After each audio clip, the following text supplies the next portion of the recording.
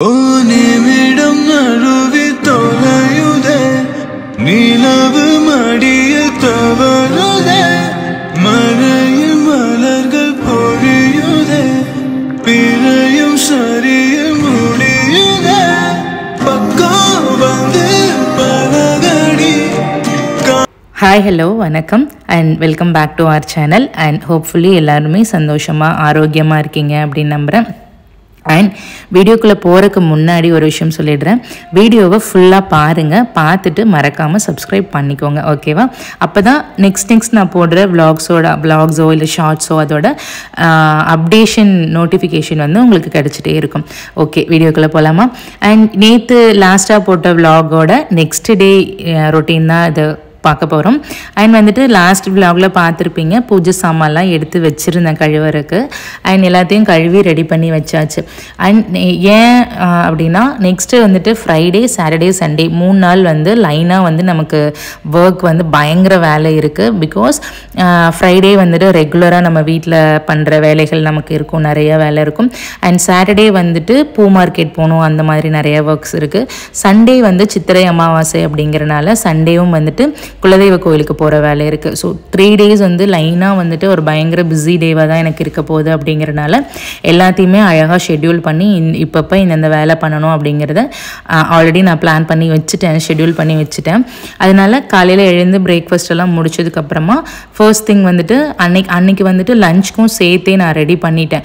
ஏன்னா 3 நேரம் நான் சமைச்சிட்டு இருந்தேன் அப்படின்னா என்னால் வந்துட்டு டைம் வந்து நான் பிளான் பண்ண டைமுக்குள்ளே என்னால் கொண்டு வர முடியாது. அப்படிங்கிறனால 2 வேலைக்குமே சேர்த்து சமைச்சு வச்சுட்டு கையோட பாத்திரத்தையும் கழுவி கிச்சன்லாம் க்ளீன் பண்ணி விட்டுட்டு வெளியில் வந்து வாசலில் வந்து மாக்கோலம் போட வந்துட்டேன். நேற்று வீடியோவில் பார்த்தீங்க இல்லையா, நீர்க்கொழுக்கட்டை செய்கிற பச்சரிசி மாவுலேருந்து நான் கொஞ்சம் மாவை எடுத்து வச்சுருந்தேன். ஸோ அதை வந்து ஃப்ரிட்ஜில் வச்சுட்டேன், நைட்டே ஃப்ரிட்ஜில் எடுத்து வச்சிட்டனால இன்றைக்கி வந்துட்டு அதை எடுத்து கொஞ்சமாக டைல்யூட் மட்டும் தண்ணி ஊற்றி டைல்யூட் பண்ணிவிட்டு கோலம் போட ஆரம்பிச்சிட்டேன்.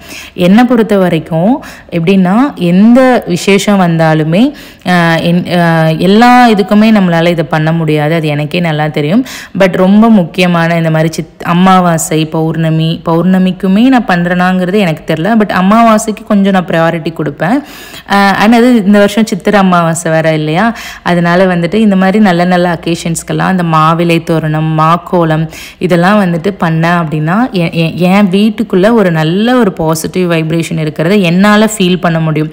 நான் நிறைய நேரங்களில் அதை ஃபீல் பண்ணியிருக்கேன். நான் வந்து 24/7 365 days வந்துட்டு பயங்கர நீட்டாக பயங்கரமாக வச்சுருக்கிற ஒரு ஆளான்னு கேட்டால் கண்டிப்பாக கிடையாது. கொஞ்சம் நான் பார்ஷியலாக தான் இருப்பேன். அண்ட் அன்றைக்கி மாக்கோலமெல்லாம் போட்டு முடிச்சுட்டு ஃப்ரெண்ட்ஸ் கூட சேர்ந்துட்டு தம்பியை கிளாஸில் விட்டுட்டு ஒரு 2 hours வந்து எங்களுக்கு டைம் கிடைக்கும் எப்போவுமே. ஸோ அன்றைக்கி ஃப்ரைடே அப்படிங்கிறனால நாங்கள் எல்லாருமே சேர்ந்து கோவிலுக்கு போயிட்டு வந்தாச்சு. And back to the topic, என்ன சொல்லிட்டு இருந்தேன்னா மாக்கோலம் போடுறது, மாவிலை தோரணம் கட்டுறது, வீட்டில் வந்துட்டு ஃப்ரைடே டியூஸ்டேல சாம்பிராணி போடுறது, இது எல்லாமே வந்து பயங்கர ஒரு வைப்ரேஷன் வந்து என்னால் ஃபீல் பண்ணியிருக்கேன். நிறைய நாள் நான் ஃபீல் பண்ணியிருக்கேன். எப்படின்னா நம்ம வீடு கசகசன்னு இருக்குது அப்படின்னா நம்மளால் வந்துட்டு அடுத்தது என்னங்கிறது சீரியஸ்லி எத்தனை பேருக்கு இப்படி இருக்குது, நீங்களாம் ஃபீல் பண்ணியிருக்கீங்களான்னு எனக்கு தெரியாது. எல்லா நாளுமே நம்மளால் வந்துட்டு எடுத்த இடத்துல வச்ச இடத்துல வைக்க முடியுமான்னு கேட்டால் கண்டிப்பாக பாசிபிள் கிடையாது. அதுவும் இல்லாமல் யாதவ் குட்டி மாதிரி சின்ன பசங்க இருக்கிற வீட்டில் அது சுத்தமாக சாத்தியமே இல்லை. இன்றைக்கி அவர் வந்து இல்லை, பிகாஸ் வந்து சண்டே வந்து டோர்னமெண்ட் இருக்கனால அவன் ஃப்ரெண்ட் வீட்டில் ஸ்டே பண்ணிவிட்டு சண்டே வந்து அவங்க கூட்டிகிட்டு போயிடுவாங்க. ஸோ 2 பேருக்குமே மேட்ச் இருக்கனால அவங்களே நான் கூட்டிகிட்டு போய் கொண்டு வந்து விட்டுறேன் அப்படின்னு சொல்லிட்டு அவங்க போயிட்டாங்க. ஏன்னா நம்ம குலதெய்வ கோயிலுக்கு வேற போக வேண்டி இருக்கு இல்லையா, அதனால. அண்ட் வந்துட்டு தம்பி மாதிரி ஆட்கள் குழந்தைங்க இருக்கும்போது வீடு கண்டிப்பாக வந்து நம்ம நினச்ச மாதிரிலாம் இருக்கிறதுக்கு சான்ஸ் இல்லை. பட் எல்லா நாளுமே கசகசன்னு போட்டுட்டு இருக்கிறது, குழந்தைங்க இருக்காங்க அப்படின்னு சாக்கு சொல்லிட்டு இருக்கிறது என்னை பொறுத்த வரைக்கும் நல்லது கிடையாது. ஒரு 5 நாள் நம்ம வீடு வந்து க்ளீனாக இருக்கும் அப்படின்னா ஒரு 1 or 2 days வந்துட்டு எப்படி இருந்தாலும் கிளம்சியாக தான் இருக்கும். அண்ட் இன்னொன்று, எல்லா நாளுமே தலையில் ஏற்றி வச்சுட்டு க்ளீனாக இருக்கணும் அப்படின்னு நினச்சேன் அப்படின்னா அதுவே எனக்கு ஒரு ஸ்ட்ரெஸ்ஸாக தான் மாறி இருக்கு. ஸோ 1 or 2 days வந்து நான் வந்துட்டு அவன் இஷ்டத்துக்கோ இல்லை என் இஷ்டத்துக்கோ நாங்கள் பாட்டுக்கு இருந்திருக்கோம். இது நிறையா வீடியோஸில் நான் சொல்லியிருக்கேன் உங்ககிட்ட. இருந்தாலும் இப்போ ஏன் நான் சொல்லிட்டு இருக்கேன் அப்படின்னா அந்த வீடு வந்து நமக்கு நீட்டாக இருந்து காலையில் எழுந்து விளக்கேற்றி சாம்பிராணி போட்டு இந்த மாதிரி மாக்கோலம், மாவிலை தோரணம் இதெல்லாம் இருக்கும்போது அப்படி ஒரு டிவோஷனல் வைப் நம்ம வீட்டில் நம்மளால் ஃபீல் பண்ண முடியுது. அண்ட் இந்த வீட்டுக்கு வந்ததுக்கப்புறமா அதை நிறையா நான் ஃபீல் பண்ணிகிட்டே இருக்கேன். என்னன்னு தெரில, டச் வுட், காட்ஸ் கிரேஸ். இது வந்துட்டு நல்ல ஒரு ஃபீலாக இருக்குது. அண்ட் வந்துட்டு இதை நீங்களும் ட்ரை பண்ணி பாருங்கள். ஃப்ரைடேஸோ இல்லை ஒரு 2-3 வீக்ஸ் ஒன்ஸோ இல்லை மந்த்லி ஒன்ஸோ வீட்டில் வந்து இந்த மாக்கோலம் போடுறது இந்த மாதிரி விஷயம்லாம் பண்ணுறோம் அப்படின்னா நல்ல ஒரு வைப்ரேஷன் உங்களாலேயுமே உங்கள் வீட்டுக்குள்ளே கண்டிப்பாக ஃபீல் பண்ண முடியும். அண்ட் வீடு க்ளீனாக இருக்கும்போது நம்மளோட மைண்ட் வந்து பயங்கர ரிலாக்ஸிங்காக இருக்கும் அப்படிங்கிறது நிறைய ரிசர்ச்சில் கண்டுபிடிச்சி சொல்லியிருக்காங்க.